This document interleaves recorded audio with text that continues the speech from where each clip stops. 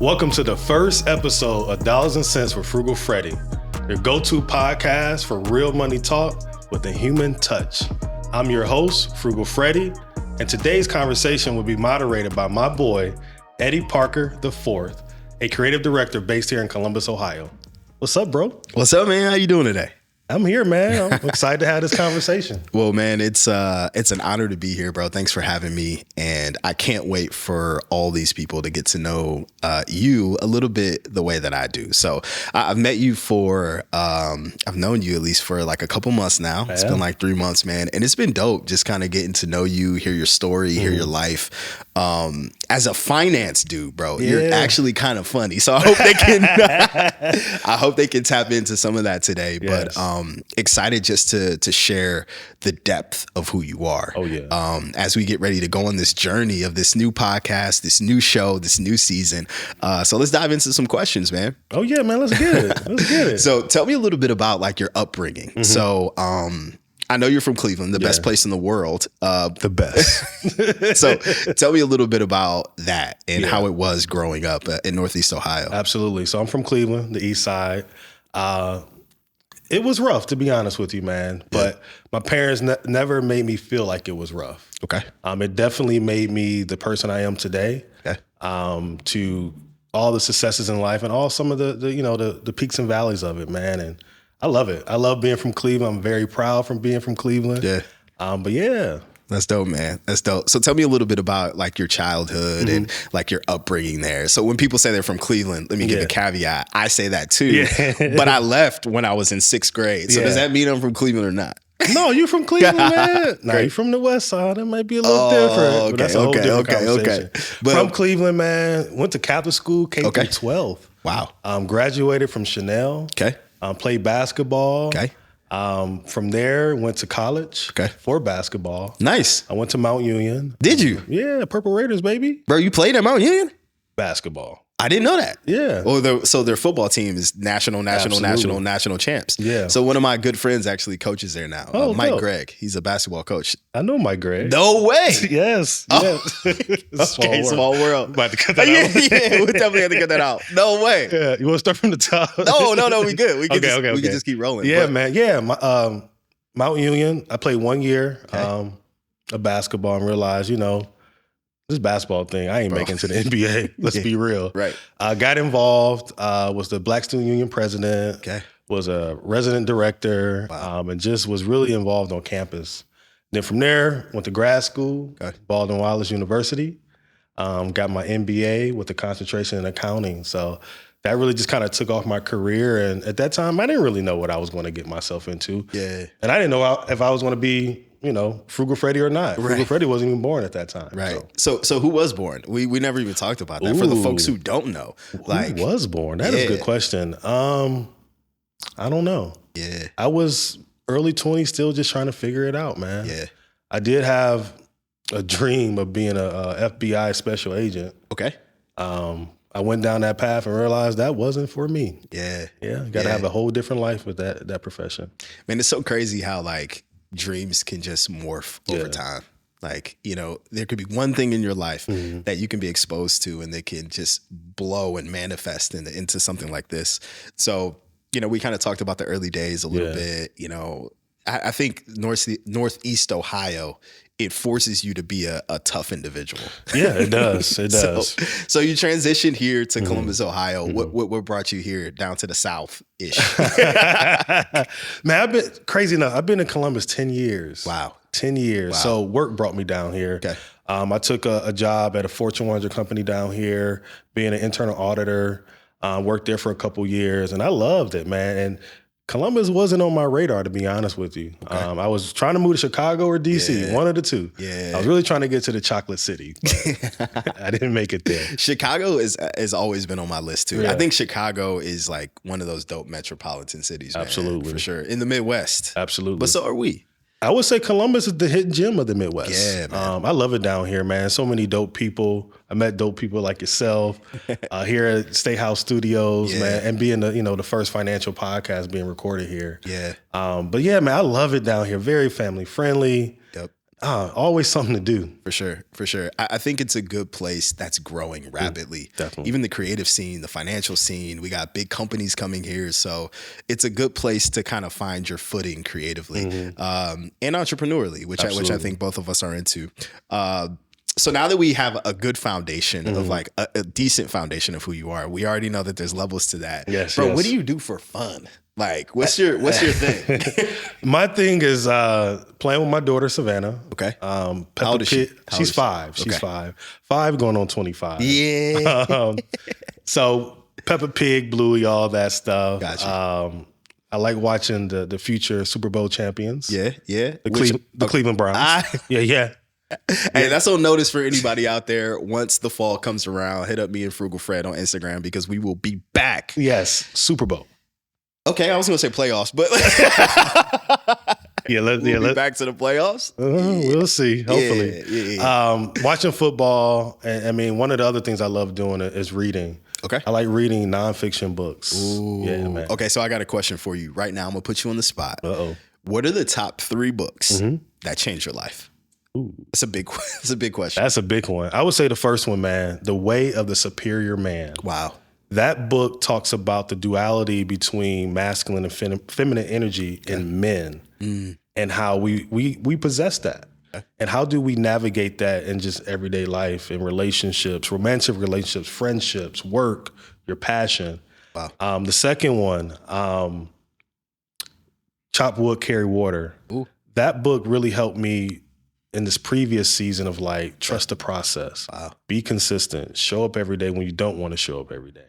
And just chop wood, carry water. Yeah. And then the last one, Rich Dad, Poor Dad. Okay.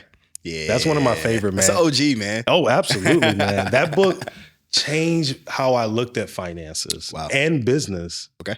Where, you don't have to be the smartest person to have the best business. Ooh. You got to surround yourself with smarter people. Yeah, man. Yeah. Yeah. I think the real greats know that they have to staff for their deficiencies, right? You're good at one thing. Yeah. I think that's how we kind of met. Absolutely. Absolutely. And I think I'm going to be leaning on you for financial support at some point. Not, you know what I mean? The knowledge of it all, though. I think it's important to have connection and collaboration with people, bro. Yeah. And one of the things I love about you, even as we were coming into the show today, you are a natural connector of people. Oh, man. Yes. A natural connector of people. So it's always good to connect with somebody like that. So you talked about the books, laid the foundation, Rich Dad, Poor Dad. I love that, man. Especially being such a financial almanac of information. That transitions us a little bit to who you are now, right? Born Alfred Wilson Jr., right? The third. I'm the third. You're the third. Yes. Okay, Alfred Wilson the third. I'm the fourth, so I identify with that. I'm stopping it at the third, though. Oh, I was gonna ask. Yeah, I'm stopping it, man. Yeah. If I have a son, he can't be Alfred.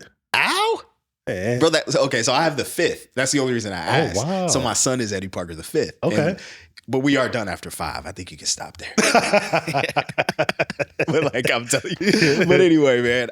So then we transition. Obviously, I want to talk a little bit more about Frugal Fred, like the beginning, the infancy, the genesis of that. Yes. Bro, where did that come from? Where did the moniker, where did the name, where did it all start? So the avatar of Frugal Freddy is of my stepdad. Okay. Shep. We call him Shep. Yeah. And for the longest, this dude is frugal. Okay. He's that type of dude that would go to the restaurant, get some water and get some lemons and make lemonade.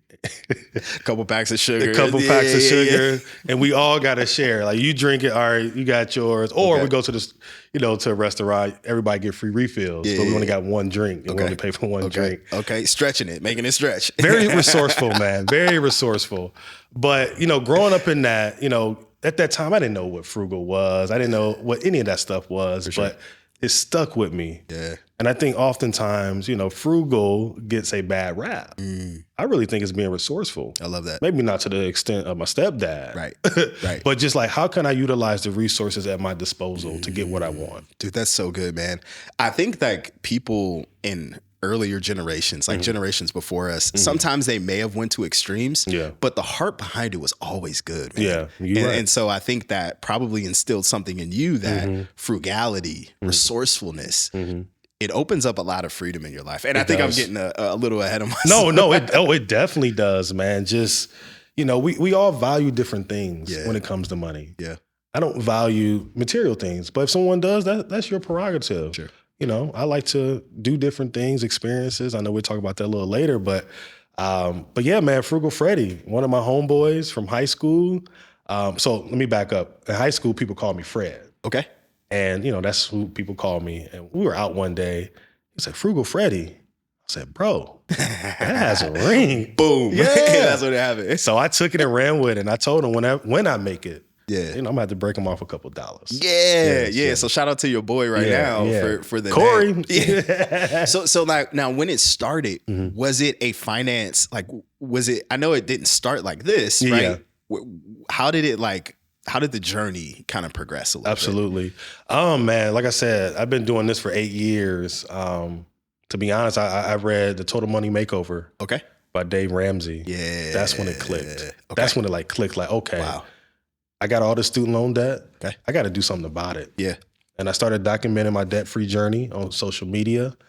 And I was side hustling my butt off. I was working at Subway. Okay. I was working at Target. I was doing Postmates, delivering food, DoorDash, anything you could think of I was doing. Wow. To pay down that debt. Talk to me about this though. And this is not even in the plan. So you talked about you were side hustling like crazy. I saw you post just recently. Yeah. Side Hustle Saturday. Yes. Talk to the people a little bit. This is like free game right here. Oh yeah. About the importance of what a side hustle can do as far as like cash, cash coming in. Talk to me about that. Definitely, man. I'm all about money management. You can budget, you can cut things out your budget, but it comes to a point where you have to make more money. Yeah. My current side hustle, I work at Floor and Decor. Okay. I'm a real estate investor. And one of the things that I spent the most was labor.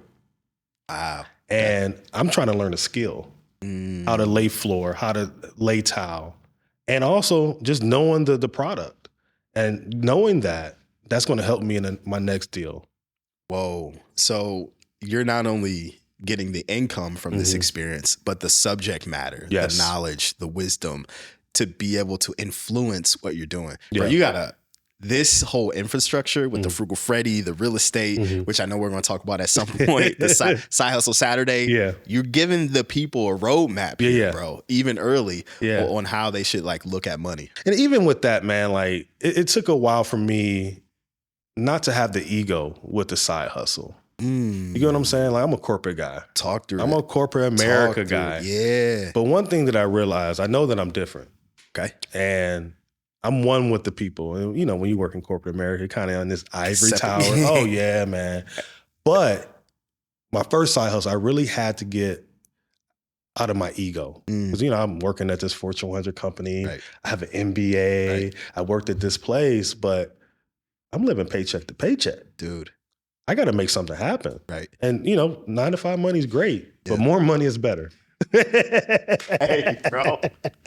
More money's better. I think that's the quote of the show. More money's better. Yeah, that's good. So even, in those experiences, man, and it wasn't for an extended amount of time, man. It may be a year, 9 months. Let me just get some more cash flow for 9 months to knock out this financial goal. So, hey, I have no shame of getting a side hustle. Wow. I think that's some encouragement for people though who might struggle with that thought of being the alpha male and what does it look like if somebody sees me and I'm working at XYZ, right? Fill in the blank. But more money is better. Yeah. I love that, man. Yeah. Money's green. That's my favorite color. So Frugal Freddy began, right? Frugal Freddy started and the brand started at this point. Yeah. Talk to me a little bit about your personal financial journey, because I know that probably influenced the Frugal Freddy. So talk to me through that. What got you into the money? I would say, man, it was my student loan debt.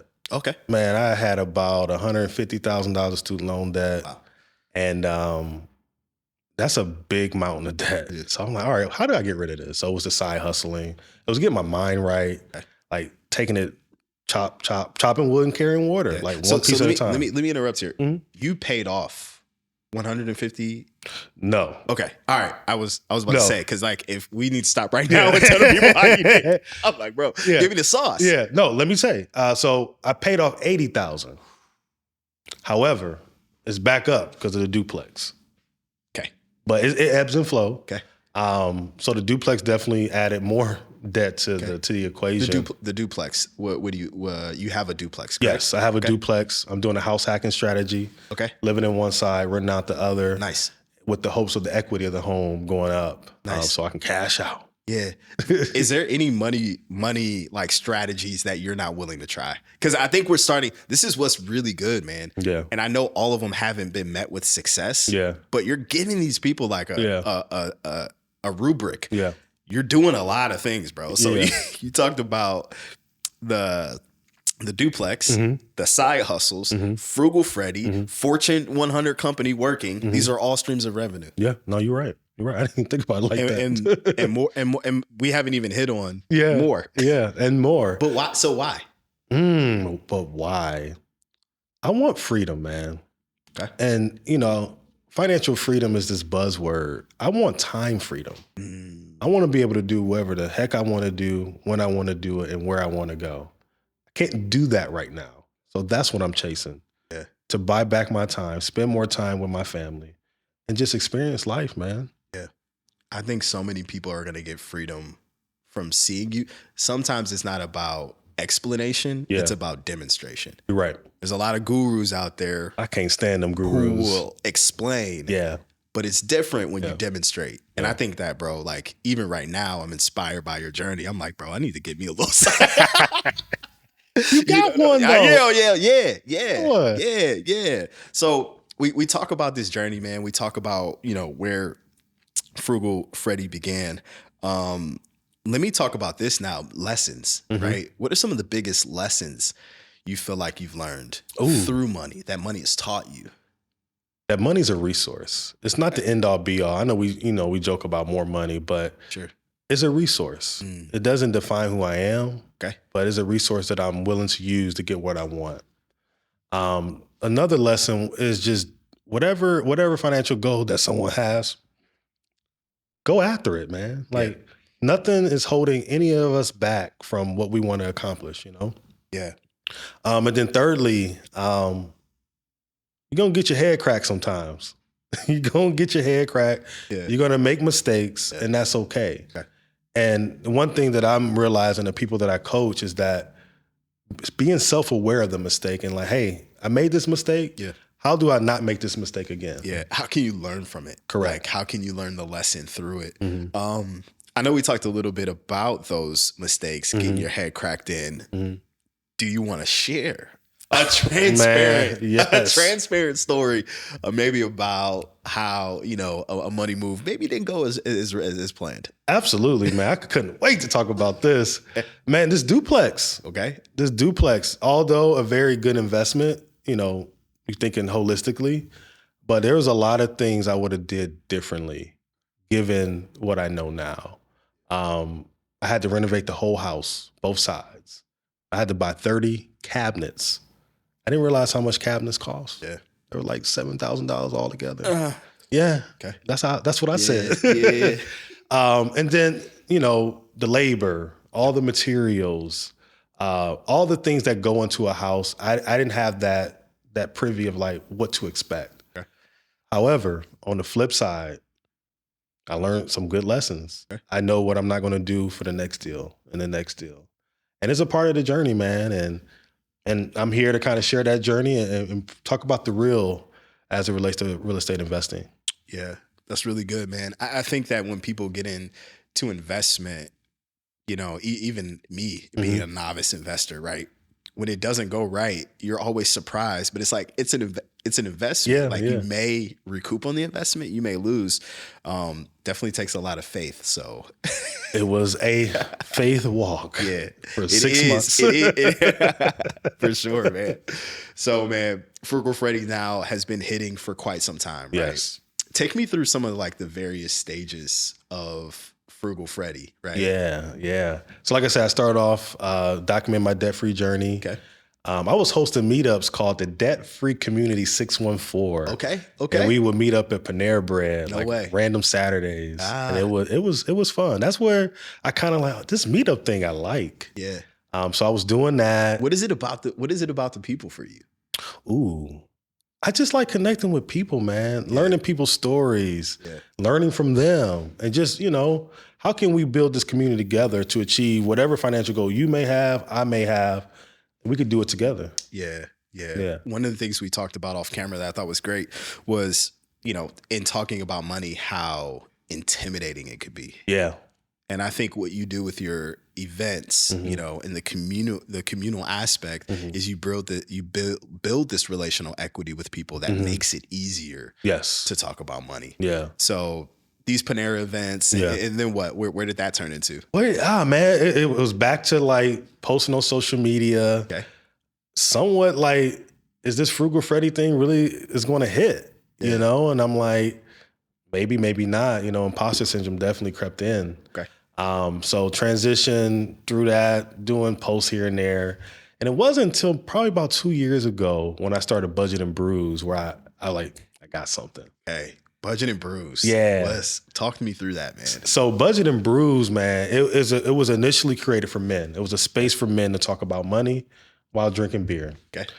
So I had my first meetup right before the pandemic hit. Okay. It was on like random Wednesday. It was at our bar, actually. Shout out to our bar. Yeah. And man, it was like 25 dudes showed up. I was surprised. And the crazy thing about it, majority of the guys that were there were married. So their wives told them to come. Okay. I said, we got something. Tap in with the wives and the spouses. Yes, sir. But it was dope, man. We had a whiteboard. We was just talking about different, money moves we were making. And some people, people had questions, and it was just a safe space that we were just talking about money amongst men. No egos involved, none of that craziness that you see on social media. Yeah.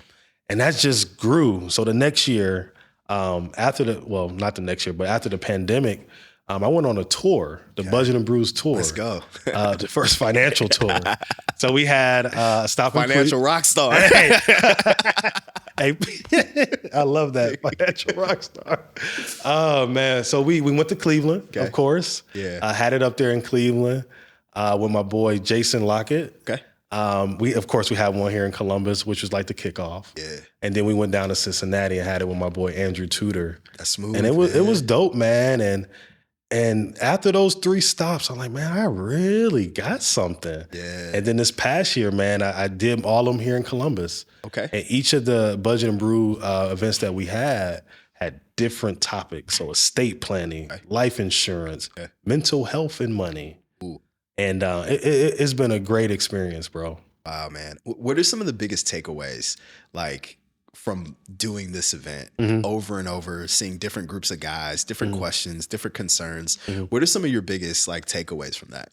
Man, I would say, man, community matters. Wow. People like to be a part of something positive. And that really fuels me, that communal aspect of Budget and Brews. People are willing to learn. Yeah. People want to learn. People want to improve their finances like we all do. You know what I mean? So people will show up for good stuff. You know what I mean? Yeah. Because, hey, we could talk about them financial gurus, man. So, when we first met, I think I had a thing we can't be stuffy with this. And and I think I pulled my glasses up. And I don't know if I should have did that or not. But I think what is so important that you just said is the community aspect. Yes. There are so many walls of fear that can be broken down with community. Yeah, I agree. Dude, I was reading a book earlier today, actually, before we got in, and it talked about the opposite of anxiety is connection. Ooh. And this was a really good take. And she also said the opposite of addiction is connection. And I think a lot of the fear and anxiety that we have with money could be erased if we had connection. And I think this is a good segue into group economics. Yes. Right? You talk about this a lot, bro. Yeah. You are a very big advocate of group economics. Absolutely. Why? And then talk to us about it. Yeah. For somebody who hasn't heard the phrase. Yeah, man. Group economics is all about just pooling your money together with people that you trust. Okay. Trust is the big word. Yeah. and invest into anything that you guys want. It could be a business. It could be the stock market. It can be into a nonprofit. It could be whatever. Okay. So 5 years ago, I started the Cashlennials. Cashlennials. So play off the words of millennials. Yes, sir. Yes, that cash. I love it. Okay. It's 5 of us, man. Yeah. We all met at BW, Baldwin Wallace up in Cleveland. And we've got our head cracked a couple times. Okay. But we pool our money together and we invest in the stock market. We contribute $100 a month. So we got $500 going into the stock market. We challenge each other. We look at stocks. We talk about career. Like, it's like a mastermind of 5 young people trying to build wealth for themselves and their families. Man, how do I join? Well, brother, we ain't accepting nobody right now. Hey, however, man, send me an email. however, we are working on something to help people. We're working on an ebook to show people how to build their own investment club. Because think about it, man. It's 5 of us, and we do not all live in the same city. Right. We have me in Columbus. We have 1 in Atlanta. We have 2 in Charlotte, and we have 1 in Cleveland. Oh, wow. So it's virtual. Wow. And the more that you have doesn't mean the better. Yeah.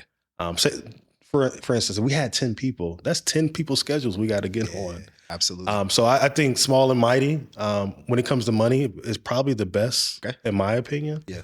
But we're just trying, we're creating resources to help people build their own with their family or friends. Wow, man. I even think the concept, when I first learned about it, we were talking, I'm like, yo, it's less intimidating to do it with a group. Absolutely. I feel like, you Absolutely. know what I mean? Because if it's like, hey, you need to be getting into the stock market, I'm like, yeah. But if you bring some of the homies together. We can figure this out together. Because that's the thing, man. We all don't know it all. Exactly. You know what I mean? And in our group, we got 2 CPAs, people working at nice companies, MBAs. And we kind of leave that at the door. Like, how can we learn from each other? But y'all still loaded with the financial. we still loaded though. You got the stacked team at intramurals, bro, with the guys who used to play. The super team. He's coming in with higher guns. Yeah, absolutely. We coming. Yeah. Man, that's so dope to hear, bro. So I think that in every story and every brand, there's defining moments. Yes. Everybody has them. And so talk to me about like one of the major defining moments for the brand Frugal Freddy. Yeah, man. I would say it was a couple months ago. I took a solo trip to Seattle. Nice. I took the Amtrak, something I've always wanted to do. Okay. So wait, from Chicago. Okay. So I flew from Columbus to Chicago. Right. Took a 3-day Amtrak ride out to Seattle. Went across the Midwest, went through the Rocky Mountains. Wasn't able to see the Rocky Mountains because it was at night. Okay. But that time I was just able to be by myself. Wow. The train didn't have Wi-Fi, which was a good thing. I was kind of salty about that, but it was a good thing. Where I was able just to sit down, bro. Sit down and just be with myself. Think about how 2024 was going to look like. And a lot of things that I, determined there on that trip, I'm living out right now. Wow, man. This podcast, coaching, workshops, partnerships, building a team around me. That was all on that trip. Dude, it's crazy how much a little solitude can do for the life of a dreamer. Yep. Like there's so many feeds that we have going in, bro. Like too many distractions, man. But the dreams are still there. Yeah, you're right. And if you get distracted, you will never be able to, bro, you are walking in the manifestation of that trip.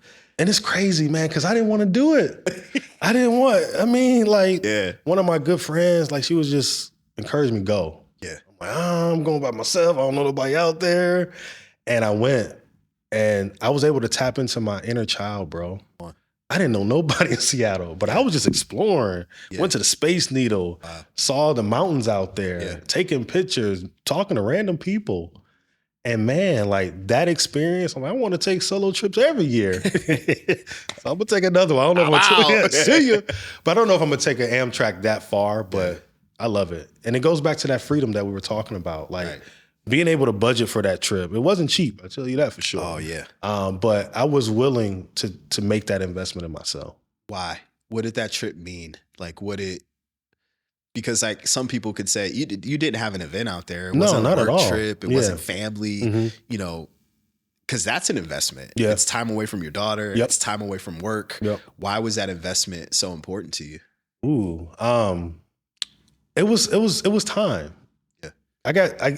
We all get caught up in just life. Okay. And I just needed to pause. Yeah. And just take a step back, slow it down. Yeah. Reflect. I knew I had this vision, but I never gave the vision any time. Wow. And when I gave it time, I'm like, man, I got it. Yeah. I'm here. There's power in the pause, bro. And another reason why I went out there. Okay. To see the Cleveland Browns. Yeah. If that story couldn't get it. If that story couldn't get any better. Oh, man. Hey, we should have won that game. That was the Seattle. Yes. We should have won that game. It was a lot of Browns fans out there. Yeah. Wow. Travel well. Oh, absolutely. It was and we had a we had a party. In the Pacific Northwest. Yes. Wow. Kicking it. Yeah. It was more Browns fans than Seahawks fans. Yeah. I mean. Yeah, you know how we show up. I would be a Seahawks fan. But dude, that's transformative, man. Yeah, it was. I think more people before they have like moments should try to pause for anything. I mean, I think it's so important. I'm pausing from social media right now, right? Up. Because I think that it just allows us to see things differently. Mm-hmm. So the launch of Dollars and Cents is here. Yes, we here. This is the podcast. Yeah, This is real. This is, by the time people are seeing this, the whole season will probably be done. Yeah. So let's talk about your feelings right now. This is a question that's not even gonna be. Let's talk about your feelings. Curveball. Yeah, let's feelings, bro. How do you feel? Authentic. I'm excited, to be honest. Okay. I'm scared. Okay. Anxious. Yeah. But I'm ready, man. Like I've been doing this for 8 years, and I've been treating it like a hobby, bro. Yeah. Like I'm done with that. Ooh. Done. It's a business. It's a brand. Yeah. And it's built, and this is just the start. Okay. But I think Dollars and Cents is going to be something different in the financial space. Okay. Very different. So like, why a podcast? Why start now? Like, what's the point of this thing? I would say it's to have those real talks about money. Yeah. Like, I don't think we have that as a community. Yeah. Like, yeah, I can go up here, oh, you need a budget, you need to do this. And you do need to do that. Don't get me wrong. Right. But let's take a step back. How are we having conversations with our parents about money? Okay. Are we planning for the next generation? Are we investing? Yeah. What's the mental aspect of money? Okay. And we'll be talking about that in season 1. Yeah. I think, man, the one thing I'm learning, even from just sitting with you, is that money is so multifaceted. It is. And like, you can think you know a little bit about saving, but then there's like, well, what do you know about stocks? Yeah. And what do you know about this? Yeah. And there can be so much anxiety in what we don't know. I think this show, bro, is going to be really helpful to break like a little bit of that tension and fear around talking about finances. Yeah. So what topics, I know you threw some things out there, but what topics do you plan on? Oh man, a lot. You know, investing in the stock market. Okay. Financial freedom. Got it. There's a movement out there called the FIRE movement. Okay. Financially independent, retire early. Ooh. I have a dope person come in. Okay. With that one. Teaser? No, not yet. Yeah. A little teaser. Okay. Having my therapist. Ooh. Two therapists I know. One, my personal therapist, to talk about just the mental gymnastics you have to do when there's money stress. Having my personal trainer come here and talk about health is the real wealth. Come on. Yeah, so You're it's hitting all aspects of man. Yeah. And one other one that I'm looking forward to is with a good friend of mine. Okay. We went in business together. Okay. We fell out. Okay. And now we're friends. So going into business with friends. Yeah, ain't doing that again. I'd rather have the friendship, bro. Oh, I'd rather have the friendship. That's wisdom. Yep. Yeah. And then, of course, I'm gonna have my daughter Savannah on here. Come on. We're gonna talk about money. Yeah. Lord knows how that episode's gonna go. But definitely, showing her, she get older, see it. You was on camera, little mama, So I'm excited, bro. It's time, man. Defining audience, man. So what do you want your audience to really take away from this? Like, if you could talk to them right now, right? If you could talk to them right, what would you want them to take away from Dollars and Cents? I would say, man, like, no matter where you're at in your financial journey, it's something that you can learn. You know what I mean? I love that, bro. We got to be lifelong learners, bro. And if we're not, how do we get better? Yeah. I don't know everything. You know what I mean? But if I don't, I'll ask like, hey, bro, can you help me with this? And I know in our relationship, you know, you being the creative director of Frugal Freddy, I'll hit you up like, hey, help, you know? And that simple word can go a long way. Yeah. Yeah. And I think that you are going to become that trusted voice of financial help for people in our community, man. Absolutely. So it's definitely been dope sitting down with you today. But how can they connect? How can they follow? How can they stay up to date with everything Frugal Freddy? Hey, man, just follow me on all social media platforms at Frugal Freddy. You can go to my website, frugal-freddy.com. Hey, just hit me up, DM me, and I'll respond. Well, man, it was great sitting down with you. Guys, thank you so much for joining us for episode 1 and season 1 of Dollars and Cents with Frugal Freddy. We'll see you guys soon. Peace.